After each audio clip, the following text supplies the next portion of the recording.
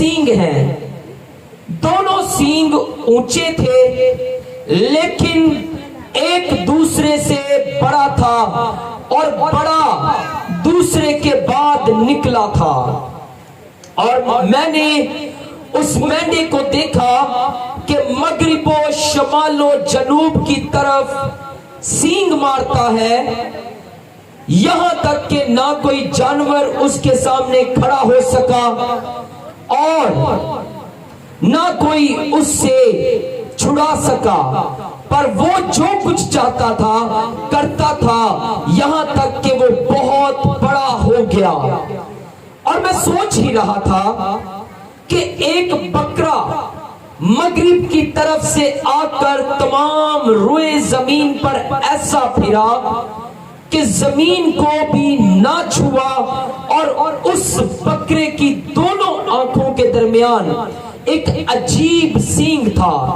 اور وہ اس دو سینگ والے مینڈے کے پاس جسے میں نے دریا کے کنارے کھڑا دیکھا آیا اور اپنے زور کے قہر سے اس پر حملہ آور ہوا. اور میں نے دیکھا کہ وہ مینڈے کے قریب پہنچا اور اس کا غضب اس پر بھڑکا اور اس نے مینڈے کو مارا اور اس کے دونوں سینگ توڑ ڈالے، اور مینڈے میں اس کے مقابلہ کی تاب نہ تھی. بس اس نے اسے زمین پر پٹک دیا اور اسے لتاڑا، اور کوئی نہ تھا کہ مینڈے کو اس سے چھڑا سکے.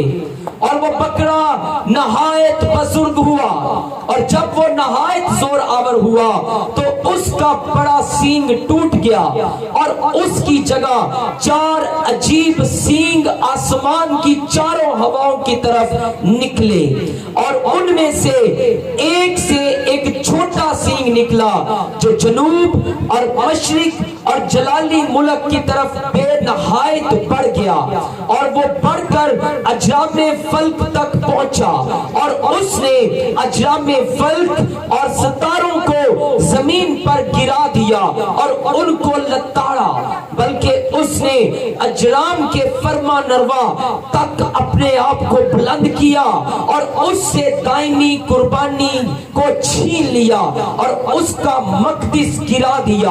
اور اجرام خطاکاری کے سبب سے دائمی قربانی سمیت اس کے حوالہ کیے گئے، اور اس نے سچائی کو زمین پر پٹک دیا اور وہ کامیابی کے ساتھ یوں ہی کرتا رہا. تب میں نے ایک قدسی کو کلام کرتے سنا، اور دوسرے قدسی نے اسی قدسی سے جو کلام کرتا تھا پوچھا کہ دائمی قربانی اور ویران کرنے والی خطاکاری کی رویا جس میں مقدس اور اجرام پیمال ہوتے ہیں کب تک رہے گی؟ اور اس نے مجھ سے کہا کہ 2300 صبح و شام تک اس کے بعد مقدس پاک کیا جائے گا. آمین. زندگی بخش کلام کا پڑھا سنا اور قبول کیا جانا ہم سب کے لیے برکت کا سبب ٹھہرے. آمین. ہاللویا.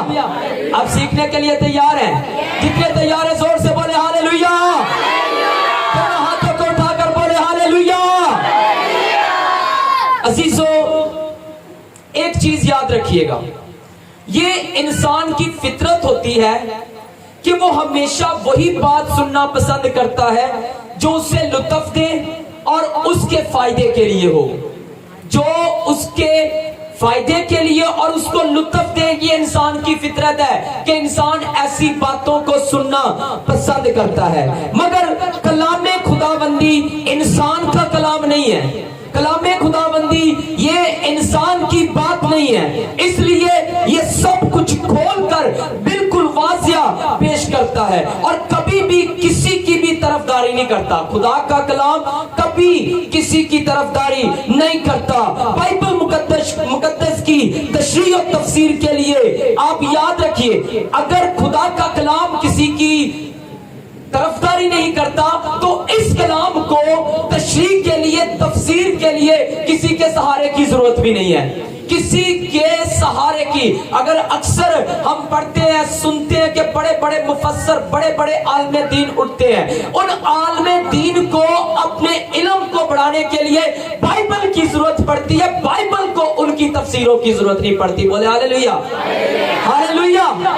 آپ تاریخ کا مطالعہ کر کے دیکھ لیں, آپ کو تاریخ اس چیز سے آشنا کروا دے گی کہ بائبل مقدس دنیا کی وہ واحد کتاب ہے جس کی بہت زیادہ مخالفت کی گئی, جس کو بہت زیادہ مخالفت کا سامنا رہا ہے اور اب تک اس کو رہنا ہی ہے, اور یہ شروع سے اور آج بھی اور اب تک مقابلہ کرتی آ رہی ہے. اور تاریخ ہمیں اس چیز سے بھی آشنا کرواتی ہے کہ بڑے بڑے عالم دین غیر مذہب کے لوگ اس کتاب میں سے غلطیاں ڈھونڈنے کے لیے, اس کتاب کو غلط ثابت کرنے کے لیے اٹھے اور اس کتاب کو پڑھنا شروع کیا. تاریخ اس بات کی گواہ ہے کہ جب انہوں نے اس کتاب کو اس مقصد کے لیے پڑھا کہ ہم اس کتاب میں سے مسیحیوں کو بائبل مقدس میں غلطیاں نکال کر دکھائیں گے, جب انہوں نے اس کو پڑھنا شروع کیا تو ان کا باطن بھی روشن ہوتا گیا, ان کی چشم تصور بھی کھلتی گئی, کیونکہ یہ خدا کا زندہ کلام جب کسی انسان کی زندگی میں اترتا ہے تو اس کے باطن کو روشن کر دیتا ہے. مخالفین بائبل کو پڑھ رہے ہیں کہ ہم اس میں سے غلطیاں ثابت کریں گے. بائبل مقدس کو پڑھنے کا ان کو صلہ یہ ملا کہ ان کی غلطیاں ان کے اندر سے ختم ہو گئی, وہ بدل گئے. غلطیاں ڈھونڈنے کی بجائے, غلطیاں بیان کرنے کی بجائے وہ یسوع مسیح کے مناد بن گئے اور اس کلام کی بشارت کرنی شروع کر دی. بولو ہاللیلویا, ہاللیلویا. اونچی بول کے نعرہ مار دیا کرو, تالیاں پرانا مارا کرو, ہاللیلویا. ایسے یہی چیز چاہیے. ہاللیلویا. اب عزیزو, یہ جو آج ہمارے سامنے حوالہ پڑھا گیا ہے دانییل کی کتاب میں سے, یہ آپ کو بتاتا چلوں کہ دانییل یہاں تک پہنچا کیسے ہے. اسرائیل کی بغاوت اور بدکرداری کو دیکھ کر, کیونکہ بار بار بغاوت کرتے ہیں, بار بار بدکاری کرتے ہیں, خدا بار بار ان کو معاف کرتا ہے. خدا جب ان کی بغاوت اور بدکرداری کو دیکھتا ہے تو ان پر سے اپنا ہاتھ اٹھا لیتا ہے. جیسے ہی ان پر سے اپنا ہاتھ اٹھا لیا, اب جس سے خدا کا ہاتھ اٹھ گیا اس کی حالت عبرتناک ہو گئی ہے, اس کی حالت نہایت خطرناک ہو گئی ہے. جس سے خدا کا ہاتھ چھٹ گیا اس کی حالت کیا ہو گئی؟ خطرناک ہو گئی, عبرتناک ہو گئی. نبیوں نے, رسولوں نے, پیغمبروں نے, یرمیہ نے بڑی کوشش کی کہ اسرائیلیوں کو سیدھی راہ پر لا سکے. یرمیہ نے بڑی کوشش, سر توڑ کوششیں کی, لیکن اسرائیل کے بادشاہ, اسرائیل کے عمرہ یرمیہ کو بھی کیا کرتے, ایک کنویں میں, اندھیرے کنویں میں اس کو لٹکا دیا گیا اور ایک رات اس نے پوری اس کنویں میں کاٹی. اور یرمیہ کو بھی تکلیفیں, بتانے والوں کو بھی تکلیفیں دیتے تھے, جو ان کو راہ راست پر آنے کی تلقین کرتے, ان کو دعوت دیتے کہ تم غلط راہ پر ہو, سیدھی راہ پر آ جاؤ, خدا کا ہاتھ اٹھ جائے گا, خدا کا قہر تم پر برسے گا. وہ ان کو تکلیفیں دیتے. یرمیہ نے, یسایہ نے, سب نبیوں نے بڑی کوشش کی, سر توڑ کوشش کی کہ اگر تم باز نہ آئے تو نبوکدنضر بابل کا بادشاہ آئے گا اور اس یروشلم کو, مقدس کو, ہیکل کو برباد کر دے گا اور بہت قتل و غارت کرے گا, اور جو باقی بچیں گے ان کو اسیر کر کے لے جائے گا. جب وہ باز نہ آئے تو ایسا ہی ہوا. چنانچہ کیا ہوا, 605 کافمی میں قبل از مسیح میں بابل کا بادشاہ نبوکدنضر یروشلم پر چڑھ آیا.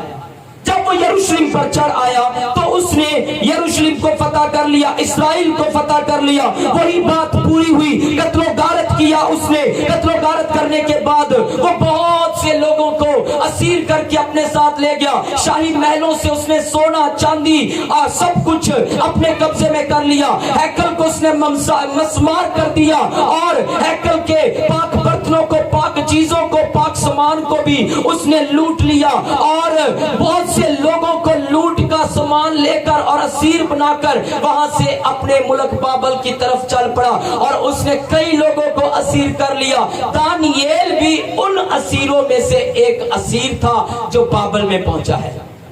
جو کہاں پر پہنچا ہے جی؟ بابل میں پہنچا. دانییل کا مطلب کوئی بتائے گا مجھے؟ میں نے پہلے بھی کئی دفعہ بتایا ہوا ہے. دانییل کا مطلب خدا میرا منصف ہے. دانییل کا مطلب ہے خدا میرا منصف ہے، یہ لڑکپن کی حالت میں ہی اسیر ہو کر بابل میں جا چکا ہے، اور دانییل پر خدا کی روح ہے، اس پر خدا کی خاص حکمت و معرفت ہے، اسے خدا کی حکمت و معرفت عطا کی گئی ہے۔ اگر آپ خدا کے کلام میں سے دانییل ہی کی کتاب اس کا 6 باب پڑھیں تو بیلشزر کی ماں نبوکت نظر کی بیوی اس بات کی بیلشزر کو آگاہی دیتی ہے کہ دانییل کو بلا، کیونکہ اس میں الہوں کی روح ہے، حل مشکلات کی روح ہے، عقد کشاد کی روح ہے، حکمت اور معرفت کی روح ہے۔ تو دانییل کے پاس خدا کی ایک خاص حکمت و معرفت کی روح تھی جو اسے اس کے دوسرے ساتھیوں سے بالکل جدا کرتی تھی۔ اس حکمت و معرفت کی بنا پر، حل مشکلات کی روح کی بنا پر یہ اپنے ساتھیوں پر سبقت رکھتا تھا۔ غرض دانییل عہد نبوکت نظر کے دور میں مشہور و معروف وزیر اور مشیر بھی تھا، وزیر بھی ہے اور مشیر بھی ہے، اور اپنے وقت کے اہم تاریخی واقعات جو اس کے سامنے ہوئے اور جو اس کے بعد خدا نے اس کو رویا میں دکھائے، اور بہت سی باتیں خداوند کے تجسم آمد ثانی، ایسی تمام باتیں اس کی زندگی میں رونما ہوئی، اور ان تمام باتوں کو اس نے بائبل مقدس میں قلم بند کیا۔ اب اسیری کی حالت میں اسے بہت سی رویائیں نظر آئی، اور آج جس رویا کا ہم ذکر کرنے جا رہے ہیں یہ اس کی دوسری رویا ہے۔ پہلی رویا نبوکت نظر بادشاہ نے دیکھی، ایک بڑی مورت جس کی تفسیر دانییل نے کی۔ دوسری رویا دانییل نے دانییل کی کتاب 7 باب میں 4 حوانوں کی دیکھی۔ اس کے متعلق بھی میں نے آپ کو پچھلے چند ماہ میں تقریباً 3 اتوار لگاتار سکھایا تھا۔ اور دوسری جو دانییل کی رویا، اور دانییل کی کتاب کی تیسری رویا جو ہے، دانییل کی دوسری، دانییل کی کتاب کی تیسری رویا جس پر ہم آج بات کریں گے۔ تو ہوا کیا، یہ رویا کب دانییل کو نظر آئی؟ بیلشزر بادشاہ کی سلطنت کے 3 سال، یعنی جب نبوکت نظر بادشاہ وفات پا چکا ہے اور اس کا بیٹا بیلشزر اس کی جگہ پر تخت پر بیٹھ چکا، اور اس کو تخت پر بیٹھے ہوئے 3 سال ہو چکے ہیں۔ تیسرے سال میں کیا ہوا، دانییل نے دیکھا کہ وہ قصر سوسن میں دریائے اولائی کے کنارے پر کھڑا ہے۔ سوسن کے متعلق بھی میرے پاس ہے لکھا ہوا، اعلام کے متعلق بھی ہے، لیکن میں آگے بڑھنا چاہتا ہوں، ٹائم کم ہے۔ تو حقیقت میں یہ ہے تو بابل میں ہی، لیکن اپنے آپ کو رویا میں کہاں پر دیکھ رہا ہے؟ قصر سوسن میں دریائے اولائی کے کنارے پر۔ اور وہ یہاں پر کیا دیکھتا ہے؟ وہ کہتا ہے میں نے آنکھ اٹھا کر دیکھا تو دریا کے پاس کیا کھڑا ہے؟ ایک مینڈا۔ دریا کے پاس ایک کھڑا ہے مینڈا، ایک مینڈا کھڑا ہے۔ اب اس مینڈے کی خصوصیت چیک کر لیتے ہیں۔ مینڈا جس کو ہم دمبا کہتے ہیں، یہ کھڑا ہے۔ پہلی چیز یہ کیا ہے؟ کھڑا ہے۔ دوسری چیز اس کے 2 سینگ ہیں۔ اس کے کتنے سینگ ہیں؟ 2 سینگ ہیں۔ تیسری چیز ایک سینگ دوسرے سے بڑا ہے، ایک سینگ دوسرے سے بڑا ہے۔ چوتھی چیز دونوں سینگ اونچے ہیں۔ پانچویں چیز بڑا دوسرے کے بعد نکلا، اور چھٹی چیز کوئی اس کے سامنے کھڑا نہ ہو سکا، اور ساتویں چیز وہ بہت بڑھ گیا۔ اس کے سامنے، اس مینڈے کے سامنے کوئی جانور، کوئی مینڈا، کوئی بچڑا، کوئی چرند، کوئی پرند اس کے سامنے ٹھہر نہ سکا۔ جو اس کے سامنے آیا یہ سب کو تحقیق کرتا گیا، یہ سب کو شکست دیتا گیا، اور یہ سب پر فتح پاتا گیا۔ یہ مینڈا اس قدر جابر ہے۔ اور پھر وہ کہتا ہے جب میں یہ سوچ ہی رہا تھا کہ یہ مینڈا اس قدر جابر ہے، اس قدر بڑا ہو گیا ہے، اس کے سامنے کوئی ٹک نہیں پا رہا، تو کہتا ہے پھر میں یہ سوچ ہی رہا تھا کہ کیا ہوا کہ میں نے دیکھا ایک بکرا مغرب سے نکلا۔ کہاں سے نکلا؟ مغرب سے نکلا، اور تمام روئے زمین پر پھرا۔ کتنی روئے زمین پر؟ تمام روئے زمین پر پھرا۔ اور اس بکرے کی خصوصیات دیکھ لیں۔ پہلی اس کی خصوصیت یہ کدھر سے آیا ہے؟ مغرب کی طرف سے۔ کدھر سے آیا ہے؟ مغرب کی طرف سے۔ دوسری اس کی خصوصیت اس کا ایک عجیب سینگ ہے، اس کا ایک عجیب سینگ ہے۔ تیسری اس کی خصوصیت یہ مینڈے پر زور سے حملہ کرتا ہے، بڑے زور سے۔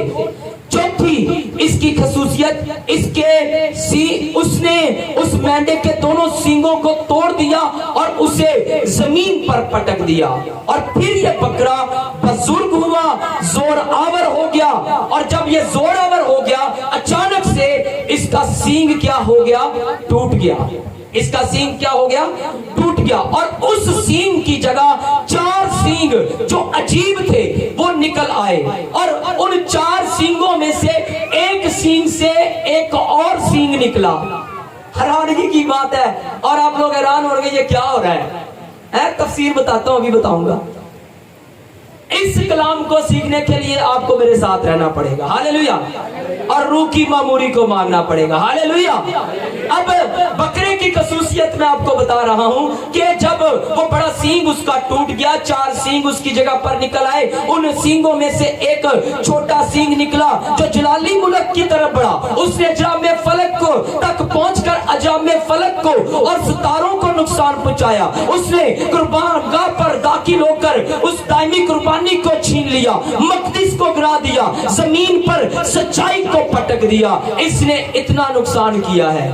अब चेक करते हैं, देखते हैं कि ये आखिरकार ये मेंढा क्या है और ये बकरा क्या है, और इनकी ये खसूसियात जो हमने देखी है इनकी तफसीर क्या है। तो आइए अजीजों देखते हैं। अब तफसीर समझने के लिए भी खुदा का कलाम ही हमें मदद देता है। अब खुदा के कलाम में आप पूरा ये 8 बाब पढ़ लेंगे, आपको पता चल जाएगा। खुदा के कलाम में लिखा हुआ है कि एक कुदसी उसके पास पहुंचा। किसके पास? दानियेल के पास। दानियेल परेशान है कि अब मुझे इस रोया का मतलब कौन समझाएगा। एक कुदसी उसके पास आया, जैसे आप परेशान हो गए हैं कि ये क्या हो रहा है, सींग और सींगों, और ये कैसी बातें हो रही हैं कि हमला हुआ, मगरिब शुमाल जनूब की तरफ फैल गया, ये कैसी बातें हो रही हैं। इसी तरह दानियेल भी परेशान हो गया था। तो दानियेल को समझाने के लिए उसके पास क्या आया? एक कुदसी आया। जब कुदसी उसके पास आया तो कुदसी उसको बताया कि मैं इसलिए आया हूं कि तुझे रोया को समझाऊं। तो जैसे ही कुदसी ने बात की, दानियेल क्या हुआ? मुंह के बल गिर पड़ा, और उस कुदसी ने उसको उसके पैरों पर खड़ा किया और उसको कहा कि सुन। आइए खुदा के कलाम में से देखते हैं।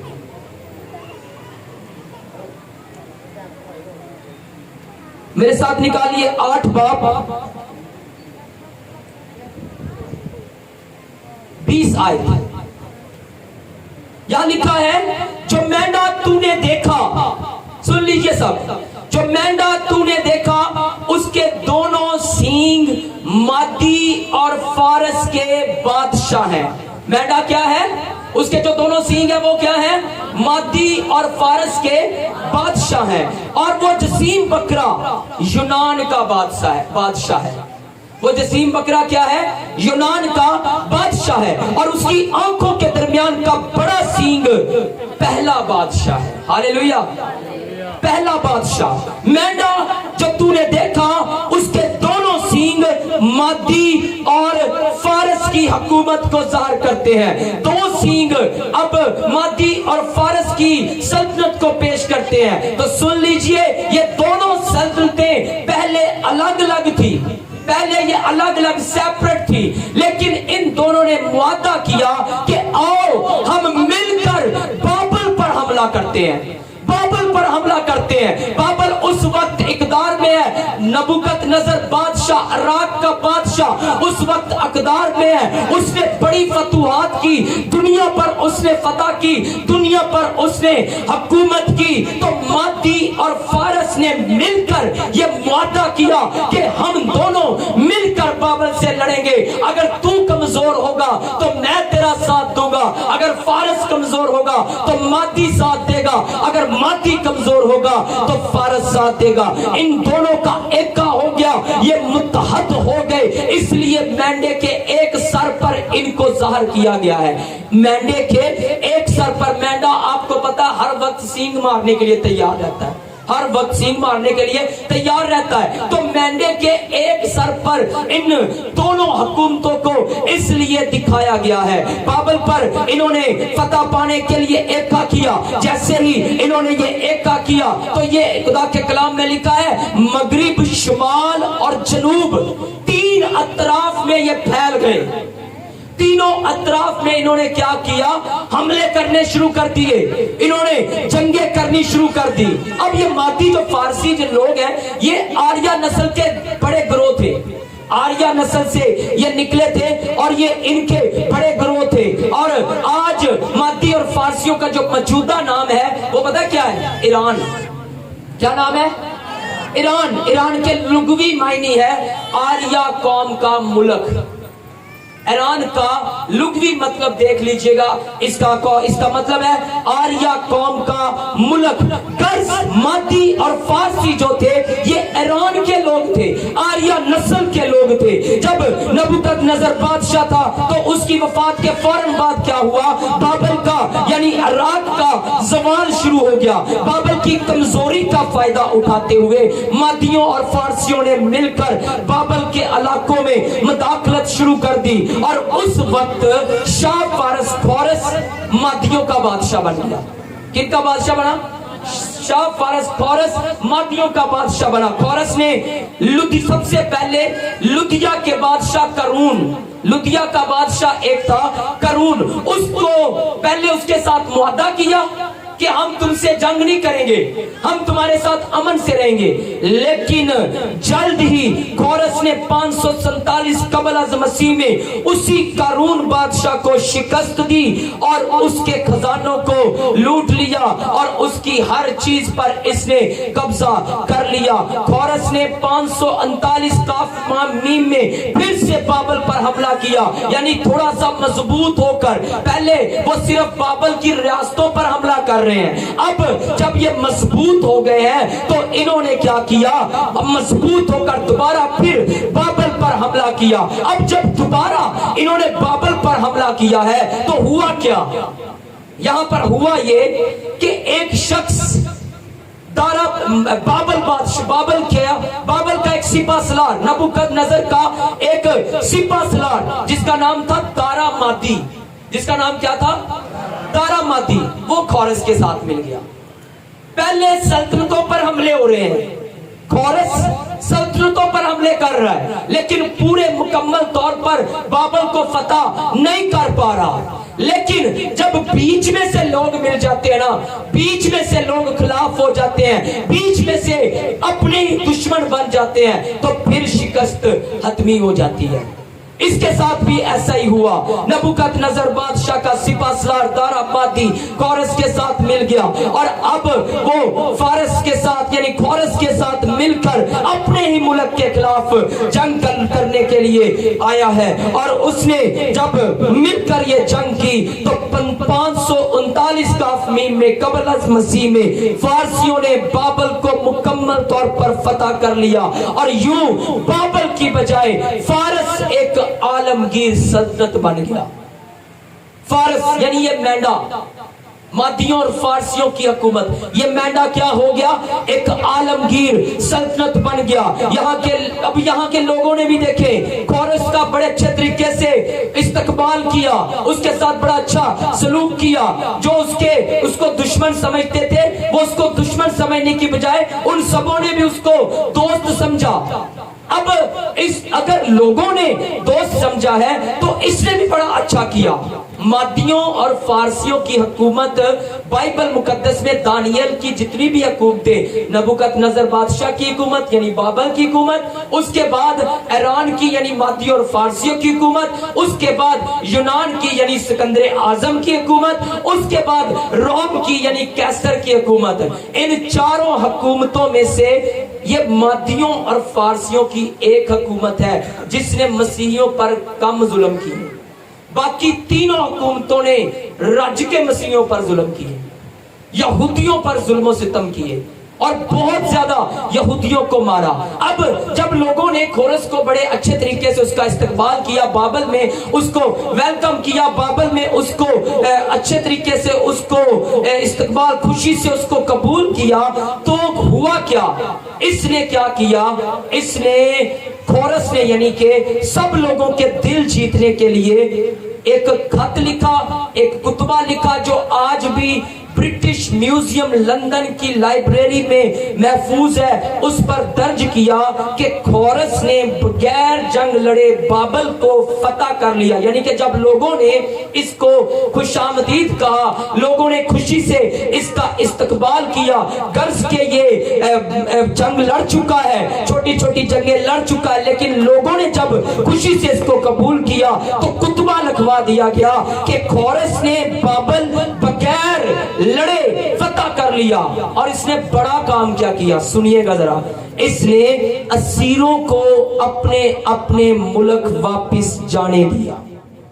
मंदिर जो लुटे हुए थे, हैकलों के खजाने जो लुटे हुए थे, उनको फिर से इसने बहाल कर दिया। खोरस ने नबूकदनेस्सर लूट कर ले आया, इसने लोगों का दिल जीतने के लिए क्या किया है, सब कुछ फिर से बहाल कर दिया। असीरों को कह दिया कि अपने अपने मुल्क में जा सकते हैं। इसने जितने भी इसके मफ्तूहीन इलाके थे वहां पर ऐलान करवा दिया कि तुम अपने अपने दस्तूर के मुताबिक इबादत कर सकते हो, अपनी अपनी मजहबी हिकमत अमली इस्तेमाल कर सकते हो। लेकिन इन सारी बातों के पीछे ये खोरस की हिकमत अमली थी कि ये लोगों के दिलों को जीत रहा था।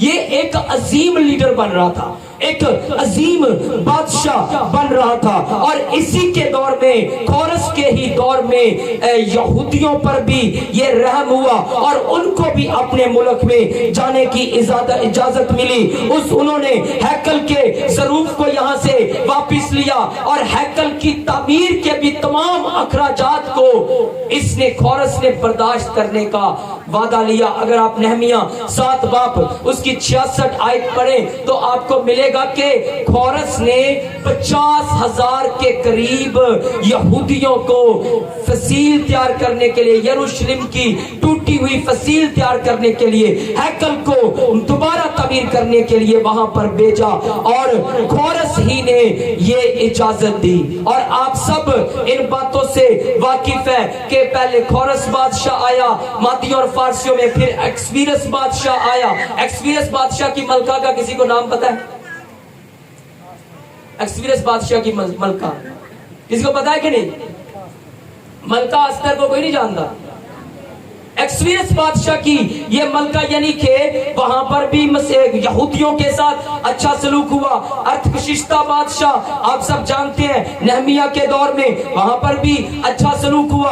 तो ये जो फारस की हुकूमत है, शाह फारस खोरस की हुकूमत है, ये काफी हद तक लोगों के लिए अच्छी साबित हुई। जितने लोग असीर हुए थे, जितने लोग यहाँ पर कैदी बनकर आए थे, जितना लोगों का सामान लूटा गया था, उनको इस हुकूमत में वापस किया जा रहा है। तो अब हुआ क्या, जब खोरस ये तमाम काम कर रहा है, अच्छे काम कर रहा है और लोगों के दिल जीत रहा है, तो इसी सिलसिला में उसने जंगें करने का भी सिलसिला जारी रखा है। और ये एक जंग लड़ने के लिए मिस्र की तरफ गया और वहां पर क्या हुआ, जो खोरस था अपने ही घोड़े पर सवार होने लगा और इसको एक तलवार लगी। इसको क्या हुआ, एक तलवार लगी। 530 काफ मीन कबल अज मसीह में खोरस एक लड़ाई में जख्मी हो गया और उसी लड़ाई में खोरस क्या हुआ, मर गया। खोरस मर गया। अब खोरस की जगह पर उसका बेटा, उसका नाम है कंबूजिया। कंबूजिया इसकी जगह पर फिर फारसी हुकूमत का बादशाह हुआ। उसने अपने बाप की लाश को ढूंढा, निकाला और उसको बाजार गदनामी शाही शहर में एक कब्र के अंदर दफन किया। इस दौर में कब्रों को भी लूटा जाता था और खोरस की कब्र को भी लूटा गया। खोरस की कब्र को भी लूटा गया, कई दफा लूटा गया। सिकंदर आजम भी जब लूटता हुआ इसकी कब्र पर पहुंचा तो इसकी कब्र पर यह नहीं लिखा हुआ था कि मैं खाली इस दुनिया में और खाली चला जाऊंगा, ये नहीं लिखा हुआ था। इसकी कब्र पर यह लिखा हुआ था कि मैंने इस कौम को फारस की सरजमीन सल्तनत पर दी। अब देख, मैं इस कब्र में हूं और यहाँ पर कब्जा करने वाले या लूट मारने वाले, तू इस छोटी सी जगह का लालच मत करना। इस छोटी सी जगह का लालच मत करना। ये बड़े जगह पे मैंने भी कलाम सुनाया होगा, वहां पर लिखा हुआ था खाली सिकंदर आजम ने कहा मेरे हाथ बाहर निकाल देना, ये नहीं लिखा हुआ था। उसकी कब्र पर यह लिखा हुआ था कि ये मैंने बड़ी सल्तनत फतह करके दी और मुझे ये छोटा सा टुकड़ा मिला है, जमीन का छोटा सा टुकड़ा मिला है। अब लूटने वाले तू इस छोटे से टुकड़े का लालच मत करना। अब क्या हुआ कि जब इसको दफन कर दिया गया तो इसका बेटा इसकी जगह पर बादशाह बना। तो इसका बेटा ज्यादा देर सल्तनत ना कर सका। इसका बेटा घोड़े पर सवार हो रहा था, अपनी तलवार से वो जख्मी हो गया और मर गया। इसके बाद याद करें, मैंने अभी आपको बताया बाबल का एक सिपा सलार, नबूकदनेस्सर का एक सिपा सलार, उसका नाम क्या बताया था मैंने आपको? दारा। उसने हुकूमत को संभाला। उसने आपको दारा बादशाह के दौर में बड़े बाइबल मुकद्दस में जिक्र, मलाकी की किताब में भी जिक्र मिलता है, फिर दानियेल की किताब में भी जिक्र मिलता है। उसने मनसब संभाल लिया। तो फारस का जो बड़ा सींग था, अब दारा फारस जो था, याद रखिए लिखा है ना कि अभी हमने देखा उसकी खासियत में, मेंढे की खासियत में, कि एक सींग दूसरे से बड़ा था। एक सींग दूसरे से क्या था? बड़ा था। यानी फारस जो था, खोरस जो था, ये सींग बड़ा था। लेकिन अब छोटे सींग की बारी आ गई है, और वो कौन है? दारा।